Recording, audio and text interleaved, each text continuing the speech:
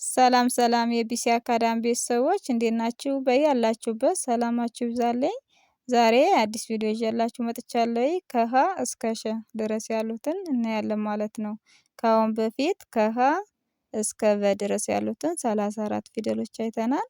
ዛሬ ደግሞ ድጋሜ ከሀ እስከ ሸ ድረስ ያሉትን አይተን ባለ ሁለት ሆሄ ቃላት እንዴት ከነዚህ ውስጥ አወጥተን እናነባለን የሚለውን እናያለን። በተረጋጋ መልኩ ከመጀመሪያው ወደ መጨረሻው ከላይ ወደ ታች አነብላችኋለሁ።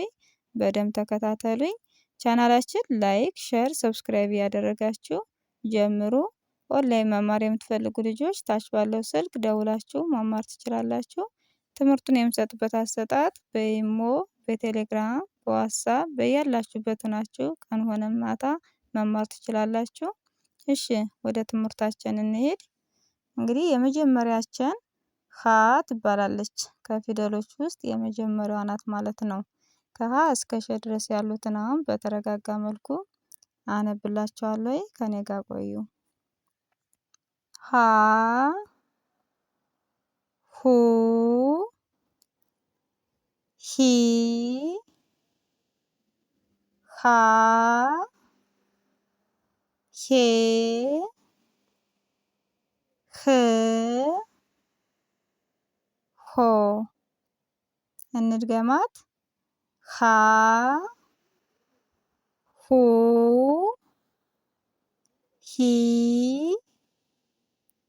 ሃ ሄ ህ ሆ። እሺ እንግዲህ አሁን የሀን ቤተሰብ አይተናል። ቀጣይ ለን እናያለን ማለት ነው። ለ ሉ ሊ ላ ሌ ል ሎ ለ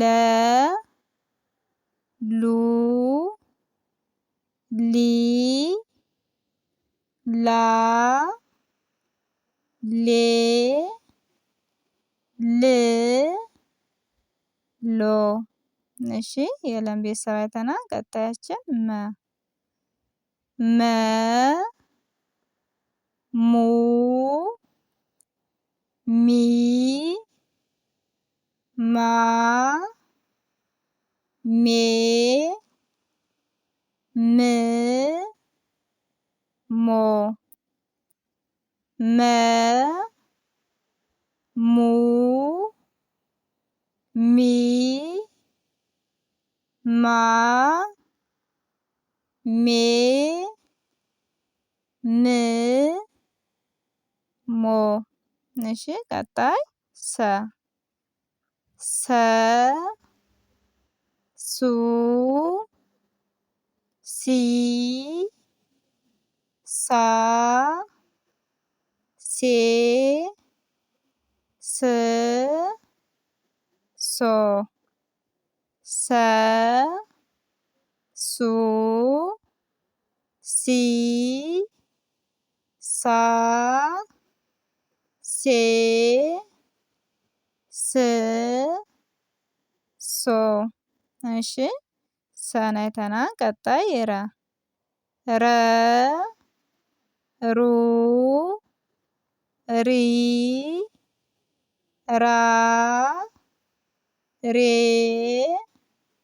ር ሮ። እንድገማት። ረ ሩ ሪ ራ ሬ ር ሮ። እሺ የረን ቤተሰብ አይተናል። ቀጣያችን ወይም መጨረሻችን ሸ ሹ ሺ ሻ ሼ ሽ ሾ ሸ ሹ ሺ ሻ ሼ ሽ ሾ። እንግዲህ እነዚህን ፊደሎችን አይተናል ማለት ነው። እነዚህ የመጀመሪያ ፊደሎች ናቸው። የእነዚህን ቤተሰቦች አይተናል ማለት ነው። አሁን ደግሞ ከላይ ወደ ታች አነብላችኋለሁ። ሀ ሀ ለ ለ መ መ ሰ ሰ ረ ረ ሸ ሸ። እሺ እነዚህ የመጀመሪያ ፊደሎች ናቸው። ሁለተኛ ላይ ስንሄድ ግን ከጎናቸው ላይ ምን አላቸው? ቅጥል አላቸው ማለት ነው። እሺ እንያቸው። ሁ ሁ ሉ ሉ ሙ ሙ ሱ ሱ ሩ ሩ ሹ ሹ። እሺ ሁለተኛ አይተናል። አሁን ወደ ሶስተኛው እንሂድ። ከእግራቸው ላይ ምን አላቸው? ቅጥል አላቸው በአንድ ሳይድ ማለት ነው። እሺ ሂ ሂ ሊ ሊ ሚ ሚ ሲ ሲ ሪ ሪ ሺ ሺ። እሺ እነዚህ ደግሞ ሶስተኛን አሁን አይተናል። አራተኛ እንይ። ሀ ሀ ይቺ ሀ ማለት ይቺ የመጀመሪያ ጋር ተመሳሳይ ድምጽ አላት ማለት ነው። ለ ላ ላ ማ ማ ሳ ሳ ራ ራ ሻ ሻ። እሺ እንግዲህ አራተኛ ፊደሎችን አይተናል። ወደ ቀጣይ እንሄድ። አምስተኛን እንይ። ሄ ሄ ሌ ሌ ሜ ሜ ሴ ሴ ሬ ሬ ሼ ሼ። እሺ አምስተኛ አይተናል ባለቀለበት። እሺ ስድስተኛ ህ ህ ል ል ም ም ስ ስ ር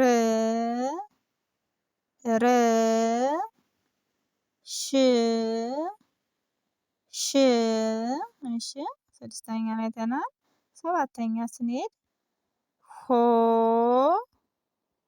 ሆ ሎ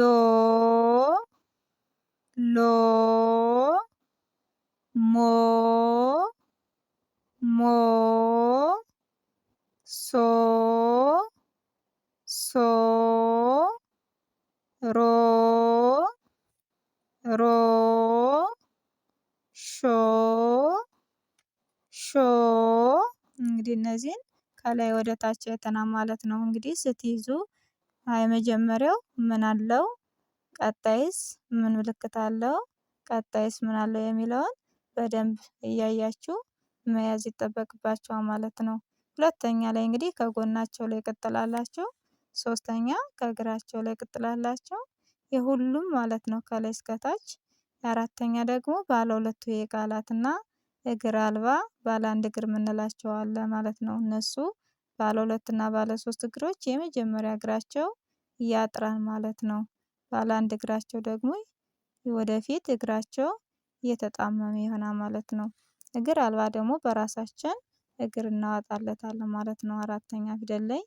አምስተኛ ግን የሁሉም ተመሳሳይ በአንድ ሳይድ ቀለበት አለው ማለት ነው።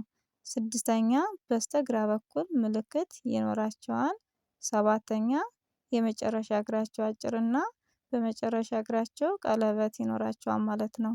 እንግዲህ እነዚህን ካየን አሁን ደግሞ እንዴት እነዚህን ባለ 2 ሆሄ ቃላት ከእነዚህ ውስጥ አወጣናቸው የሚለውን እናያለን።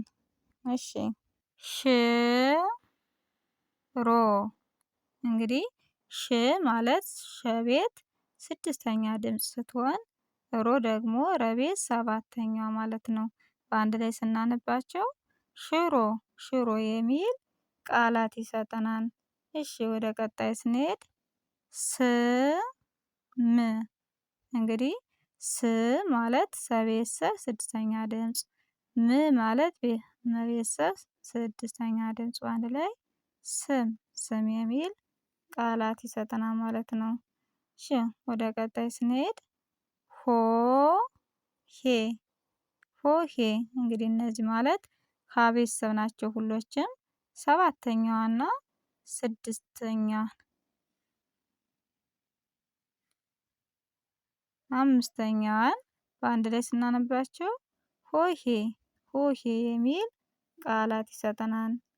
እሺ ቀጣይ ሻማ ሻማ እንግዲህ ሻ ማለት ሸ ቤተሰብ 4ኛ ድምጽ፣ ማ 4ኛ ድምጽ እንግዲህ በአንድ ላይ ሻማ ሻማ የሚል ቃላት ይሰጠናል።